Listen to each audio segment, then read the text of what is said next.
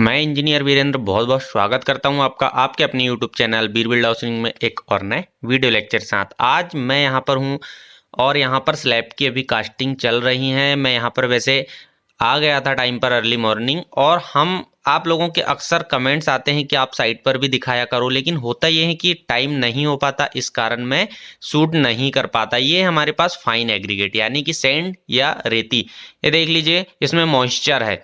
ये मॉइस्चर ना हो ये ज़्यादा आपको ध्यान रखना चाहिए, लेकिन इसमें है। खैर उस हिसाब से हम वाटर सीमेंट रेशो यूज़ करेंगे और यहाँ पर हम गाइड करेंगे कि आप वाटर सीमेंट रेशो रख रहे हैं तो अगर आपकी सैंड में यानी कि रेत में मॉइस्चर है, या फिर आपका जो एग्रीगेट है, इन्होंने अभी एग्रीगेट डाले हैं, उसमें अगर आपका मॉइस्चर है यानी कि गीला है या नमी है, तो आप किस तरह से उसे यूज़ करें जिससे आपका जो मटेरियल कंक्रीट है बहुत अच्छा बने। देखिए यहाँ पर ऊपर जो है, यहाँ पर कास्टिंग चल रही है। हम अभी ऊपर भी चलते हैं और देखते हैं कि किस हिसाब से वर्क हो रहा है।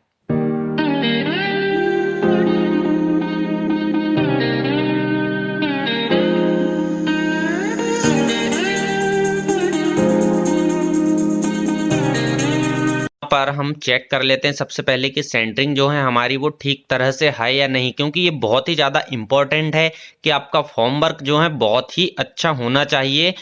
क्योंकि जब ऊपर से लोड आता है तो सेटलमेंट या फिर बैठने की समस्या हो सकती है, इस कारण सबसे ज़्यादा इम्पोर्टेंट होता है आपका सेंटरिंग फॉर्म वर्क को चेक करना, और इसे अच्छे तरीके से आपको चेक कर लेना चाहिए जिससे प्रॉब्लम्स ना हो।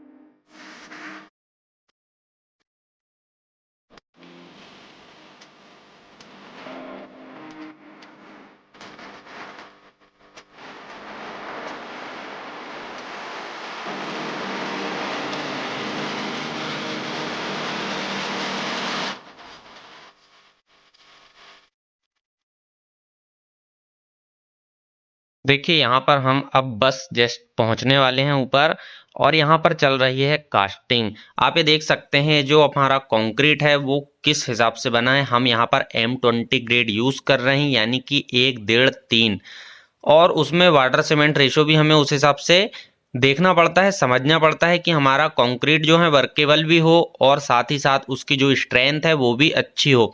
यहाँ से कास्टिंग हो चुकी है। मैंने थोड़ा लेट स्टार्ट किया शूट करना, क्योंकि पहले जो होता है वर्क ज़्यादा होता है और बहुत सारी चीज़ों को समझाना और बताना होता है, क्योंकि मेन और सबसे इम्पोर्टेंट होता है स्लैब, और उसमें ज़्यादा मैक्सिमम लोग गलतियां करते हैं। यहाँ पर खैर मैं आपको इससे पहले दिखा नहीं पाया कि इसका रेनफोर्समेंट कैसे होता है और किस तरह से बनाना चाहिए। अगर आपकी रिक्वेस्ट रहती है, आप कमेंट्स करते हैं, तो उसके लिए भी मैं जैसे भी टाइम मिलता है आगे जरूर उसका एक वीडियो बनाऊंगा, आपको इस तरह से और दिखाने की कोशिश करूंगा। यहाँ पर आप देख सकते हैं कि इस तरह से बिल्कुल अच्छे से ग्लव्स वगैरह भी पहन लेना चाहिए जिससे कि प्रॉब्लम्स नहीं होती। ये बहुत ही ज़्यादा एक इम्पोर्टेंट है जिस पर लोग ध्यान नहीं देते हैं, और ये फिनिशिंग वाले यानी कि आपका जो मेन पावर है वो तो बहुत अच्छा लगता ही लगता है, साथ ही साथ आपको वर्क भी अच्छे से करना होता है।